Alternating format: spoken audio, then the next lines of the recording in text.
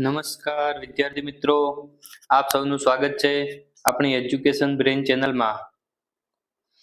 આજે આપણે ઇંગ્લિશના જે WH થી પ્રશ્નો પૂછાય છે, WH થી જે પ્રશ્નો પૂછાય છે એની આપણે ચર્ચા કરીશું કે જેના શરૂઆતમાં WH આવતો હોય. તમે જોશો બધામાં WH આવશે.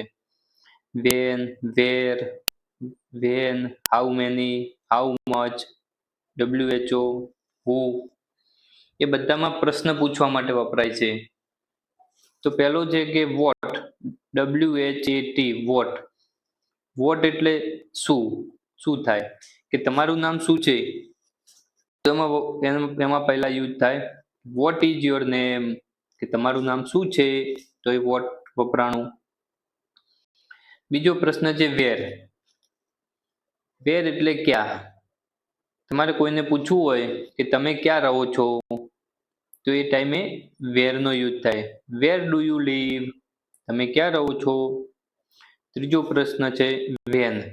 વેન નો ક્યારે ઉપયોગ કરવો. વેન એટલે કે ક્યારે.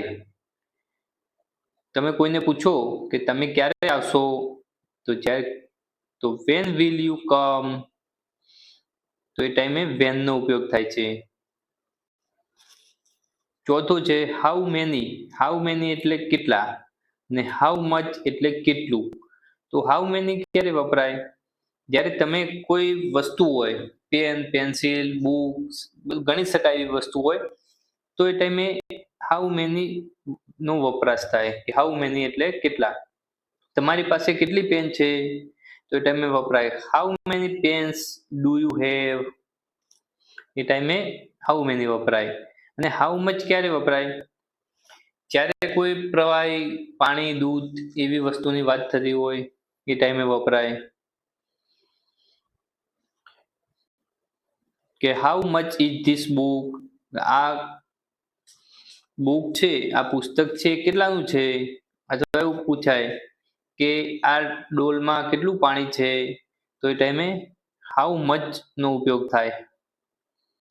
હાઉ મચ એટલે કેટલું. પ્રવાહી નો જથ્થો માપવાનો હોય, પ્રવાહીની કઈ વાત થતી હોય, એ ટાઈમે હાઉ મચ વપરાય. છઠ્ઠો છે હુ. હુ એટલે કોણ. તમારા શિક્ષક કોણ છે, તો જે કોણ આવ્યું એના માટે હુ વપરાય, કે હુ ઇઝ યોર ટીચર, તમારા શિક્ષક કોણ છે એ રીતે વાત થાય. હવે આપણે જાણ્યું WH થી જે પ્રશ્નો પૂછાતા હોય છે એના વિશેની આપણે ચર્ચા કરી. હવે પરીક્ષામાં પણ આવા પ્રશ્નો પૂછાતા હોય છે, એ આપણે IMP પ્રશ્નો જોઈશું. પહેલો પ્રશ્ન જોઈશું, ખાલી જગ્યા ઇઝ યોર નેમ. તો તમારું નામ પૂછવાનું હોય કે તમારા પિતા શું કરે છે, તો આપણે પૂછતા હોઈએ છીએ કે what is your name, what is your father, તમારા પપ્પા શું કરે છે, એ ટાઈમે વોટ વપરાય.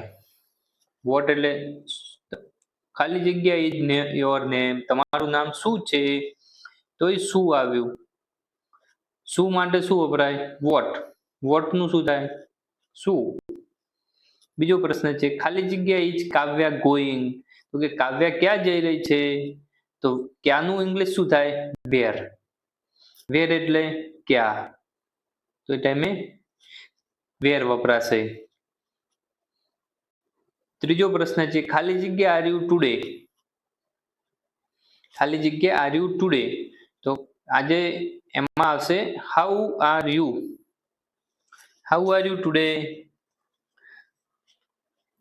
એમાં આવશે. ચોથો પ્રશ્ન છે જયેશ ઇઝ એ સ્ટુડન્ટ.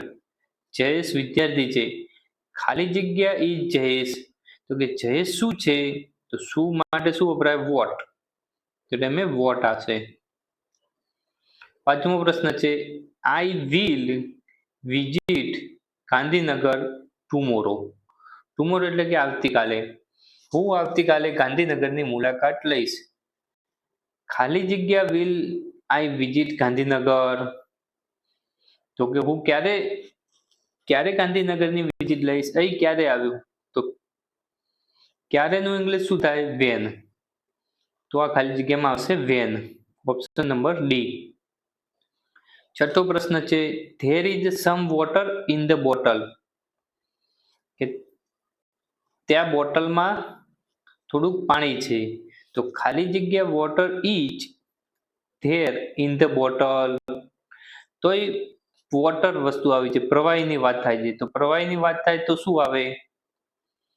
પ્રવાહીની વાત થાય તો હાઉ મચ આવશે, આ ઓપ્શન ખોટો છે.